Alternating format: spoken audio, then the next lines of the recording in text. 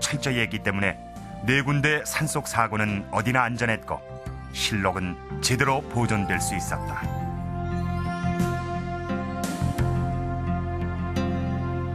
참봉과 수호군 그리고 승려들로 조직된 승군, 조선시대에는 이렇게 많은 인력을 동원해서 실록을 지켰습니다.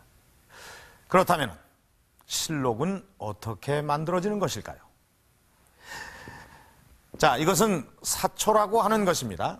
사관이 조정해서 그날 있었던 일을 기록한 것으로서 실록의 기초 사료가 되는 것입니다.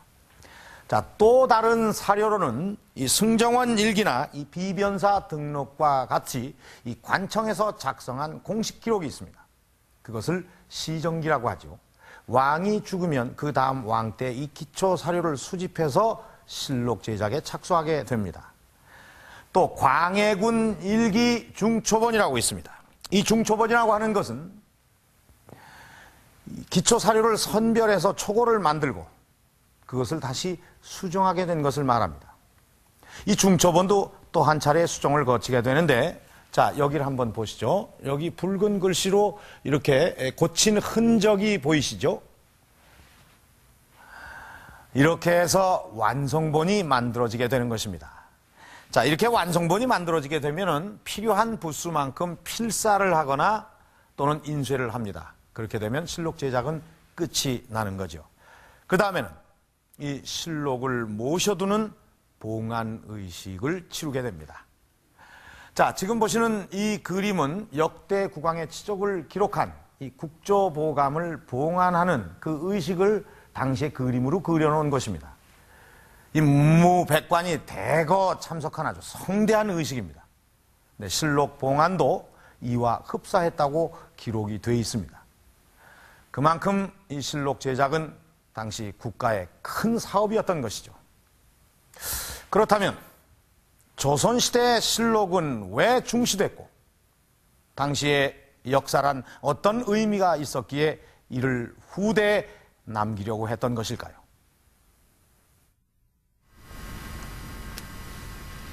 여주엔 인조 때 사관을 지냈던 인물의 무덤이 있다. 그의 이름은 정태제, 호는 국당이다. 지난 87년 이장을 하기 위해 그의 무덤을 열었을 때 시신은 미라 상태였다. 그리고 몇 권의 책이 들어있었는데 거의 훼손이 안 됐다. 그 가운데 정태제가 기록한 사초도 있었다.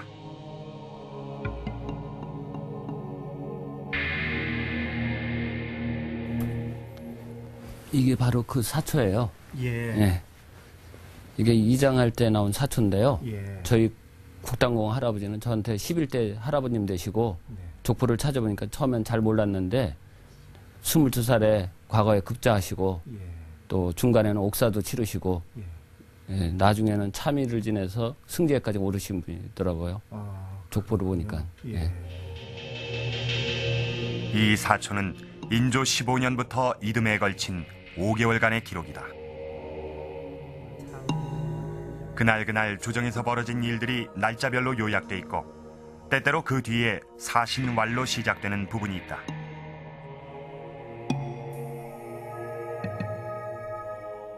이것을 사론이라고 하는데 당시 상황에 대해 사관 스스로 논평한 것이다.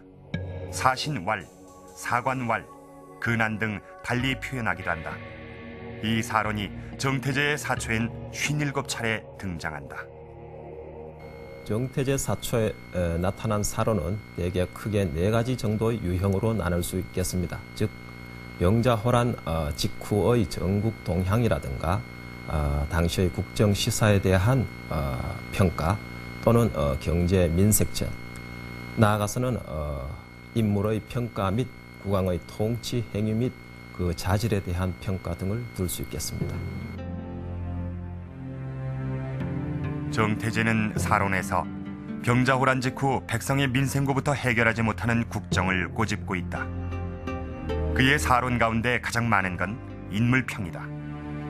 인조 정권의 공신 세력이자 한때 요직을 맡았던 김자점도 혹독하게 평가돼 있다.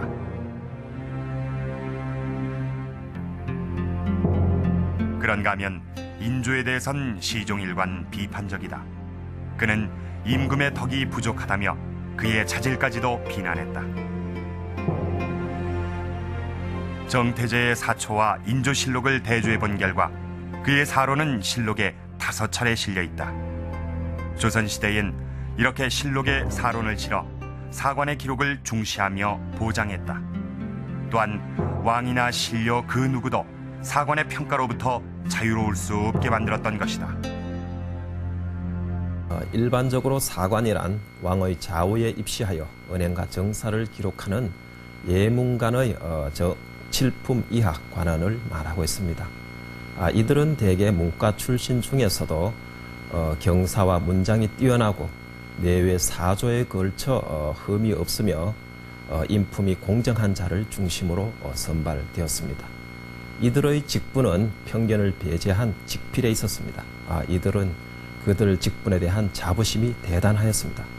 그 한 예로서 정태제의 사초에 나타나는 것을 보면은 사관은 붓을 지휘고 있는 신하이기 때문에 국가 시비의 근본이 사관에게 있다고 하였습니다.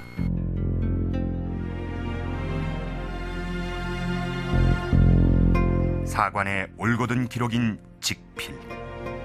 이 직필이 있었기에 실록은 당대 사건을 나열한 단순한 기록을 넘어 시대에 대한 평가이기도 했다.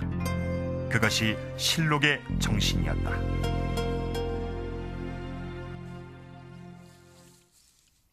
그리고 직필은 제도적으로 보장됐다. 경북 봉화에 있는 권벌 유물관. 여기엔 그런 제도의 단면을 엿볼 수 있는 유품이 있다. 바로 이 연산군 일기 세초도다. 세초란 실록이 완성된 뒤 사초를 비롯한 자료를 물에 씻는 걸 말한다.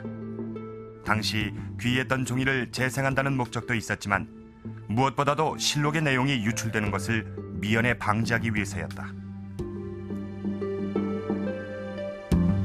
이렇듯 세초는 직필로 인해 사관이 후환을 당하는 일이 없도록 하는 장치였다. 그것은 곧 실록에 담긴 기록의 공정성을 최대한 유지하는 방법이기도 했다.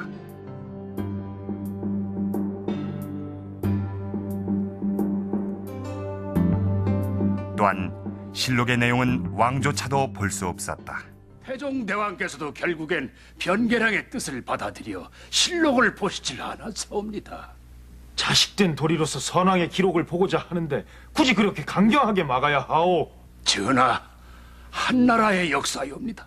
성군이었던 세종도 아버지인 태종이 어떻게 기록됐는지 알고 싶어 2차례나 실록을 보고자 했다. 하지만 결국 뜻을 이루진 못했다. 우상, 실록에 기록된 역사. 그것은 당대에 어떤 의미가 있었기에 이토록 엄격했을까? 중앙 집권 체제이기 때문에 권력의 집중이 있게 마련입니다. 이 권력이 집중될 때 그 권력이 부패하는 경우에는 그 체제가 곧 무너지게 됩니다. 이러한 체제를 유지하기 위해서는 무엇보다도 이 부정부패를 철저히 막아야 됩니다. 그 권력의 중심에 있는 사람들이 부정을 할 경우에는 또는 부패했을 경우에는 그 나라를 유지할 수 없기 때문에 그 권력의 중심에 있는 국왕 또 국왕의 권한을 대리하는